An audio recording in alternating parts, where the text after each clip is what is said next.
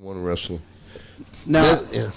Roddy, I wanted to change the subject for a second and bring up the Thank Hall God. of Fame. the Hall of Fame, that's a big deal for wrestlers, and you were just inducted. And you were inducted by Ric Flair, who, I know I can talk for these two guys. You two were our heroes growing up, Ric Flair and Roddy Piper. How was it to be inducted by Ric Flair?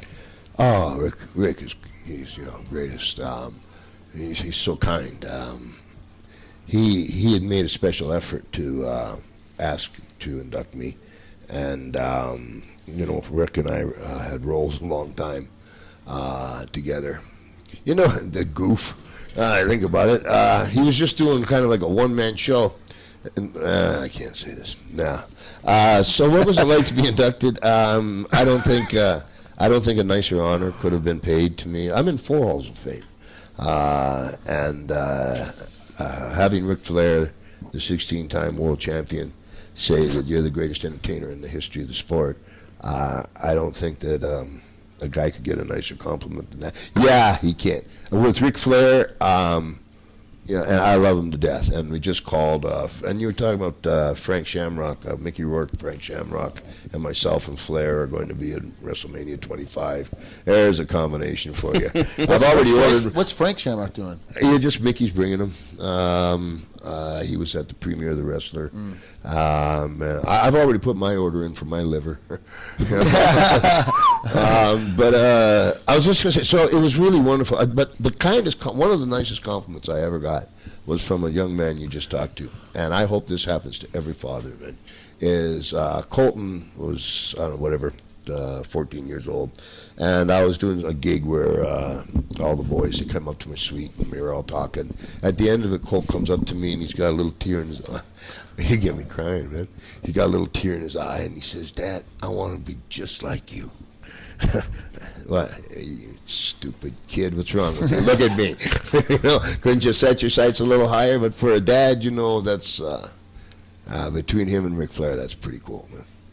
Well, that's awesome. Now, during his speech, he did mention that, bar none, you are the most gifted entertainer in all of wrestling. Who would you say is number 2?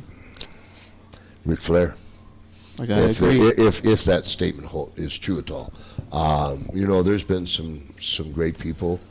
I don't know. That's a really tough question to answer because I don't know that Rick was right.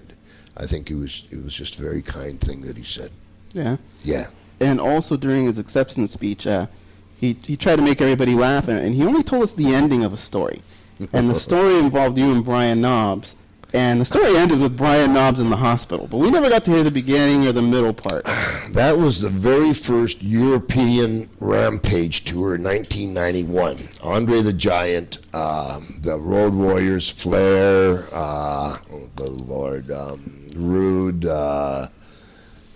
Brian Knobbs, the Nasty Boys, Sags, and so, we were going. Here's one. They booked us in Belfast, and at least me, they booked in a hotel called the Europa, which is the most bombed hotel in the world. It's in the Guinness Book of World Records. It was bombed the day before I got there, and it was bombed the day after I was there, and there was a life insurance policy taken out on me. Wow. That's how much Vince likes me. Wow. So, true story, man. and I got that. You get me rambling here. So Davey Boy Smith was also there, and we're in Belfast, and so Davey Boy Smith, of course, what he wore was a cape that was a big Union Jack. The Irish and the English don't get along that well. And so he said, please. And like in the old days, if something was coming down in a match, all the guys would wait. And if there was a riot, we'd be on our way. So it just was kind of kicked back to the old days. And but when he went down there, those people were just wonderful. They were just wonderful people. So bottom line is, they all wanted a drinking contest and all this other baloney. And so Andre the Giant, so all right, Knobs, here we go. And Flair, of course, he's always the instigator. I was Flair. All the plants behind Flair always died just because he was throwing his kamikazes over his shoulder. I was suffering with mine. And we went through and we had this contest, and Knobs got phlebitis, and he couldn't move. He's probably going about 3:30 without phlebitis. And bottom line is he ended up in the hospital. So the best part about it was Andre the Giant put a motto for the tour. And the motto for the tour was, "Don't be a knob." And that's it. In Rotterdam, it was just a lot of, there's nothing that, I don't know, what do you call that, man? I don't call it. I don't know what the hell would you call it. Yeah, just, bored. Yeah, Bored. Let's go roll. What happened to? There had to be a match, because I know it happened to. Was it Bret Hart? He was supposed to win his final match, and they tapped him and they counted him out. He didn't think it was supposed to happen that way. Everybody else was in on the joke except for him. Yeah.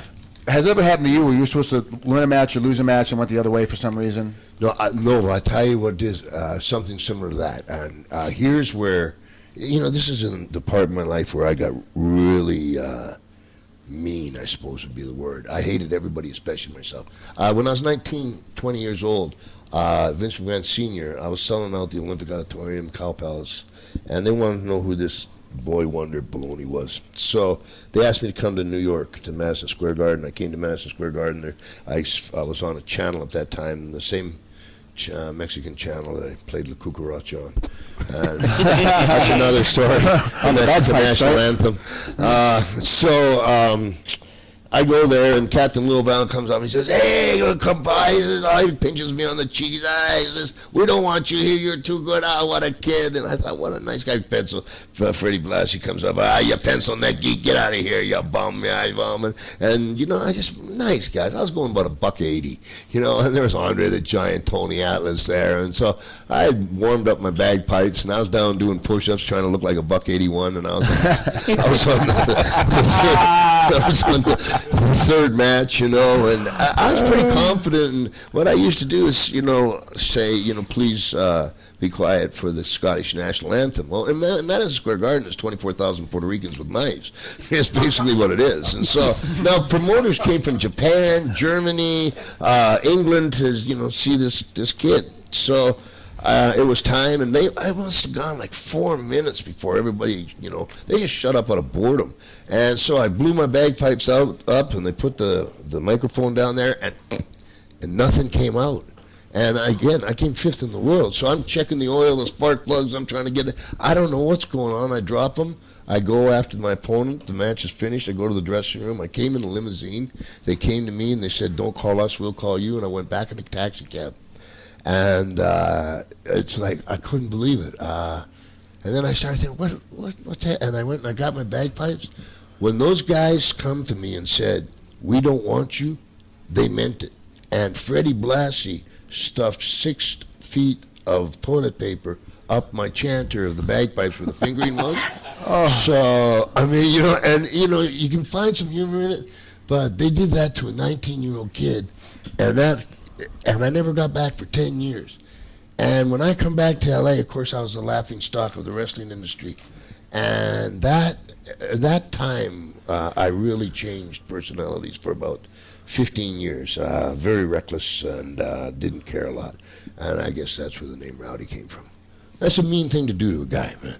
I would never do that to you, Rowdy. That's not the worst thing. I love you, man. There's all that big guy, little guy stuff that goes on. The old heads. The Steiners were famous for just, destroying guys' rooms and just taking their bags and dumping their bags, and all of a sudden their gear's nowhere to be found, and just messing with guys. I mean, what are you going to do to them? Because all of them, even old heads like you, are kind of scared of Scotty because he's nuts and he's big and strong. It's like, well, what am I going to do with this cat? So it's there's ribbon on the square, and a ribbon, and then there's ribbon on the square. Yeah, and it was vicious back then. And, I got a story for you. All right. Here's one. It's a true story. It's unbelievable. There was a guy named Mr. Fuji, Master Fuji. And there was another Oriental gentleman named Tanaka, who was in James Bond and Through the Hat, if you remember, etc.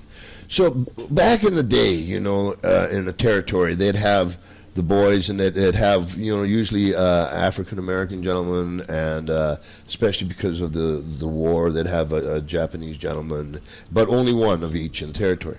Well, in this territory, this time they had Tanaka and Mr. Fuji. And Tanaka, the way the story goes, had been going behind Mr. Fuji's back to the office trying to gain position. Mr. Fuji found out. So time went on, and Mr. Fuji with Tanaka, and they're going back and forth, and it was Saturday, and had a day off, and Mr. Fuji says, "Hey, brother, He says, brother, come on over. Let's just cut together. Bring the family. I don't know. We'll cook up. You like spaghetti? We'll cook up some spaghetti and whatever you want. And let's come on, brother. Let's get together. So the Tanaka comes over with his family. Boom, and they sure as heck Fuji's got all this spaghetti, and he serves it up. He goes, oh, brother. He says, I'm not feeling that well. Just go ahead and eat. And they ate the spaghetti and stuff. And he said, I got a special surprise for you. And he had a silver platter and a thing, silver thing over the silver platter. And he brought it and he put it on the table and he lifted it up, and it was their dog's head. They just ate their dog. Oh. And Tanaka left the next day. Yeah. True story. Same thing of stuffing bagpipes. Those are the ones that don't usually make it to the dirt sheets. Yeah, no kidding. True story, man. Yeah, it's cutthroat. It's cutthroat. Cutthroat, man. Wasn't Tanaka Oddjob? Is that what he played on? I James think Bond? that was his name in James Oddjob? Bond. Yeah.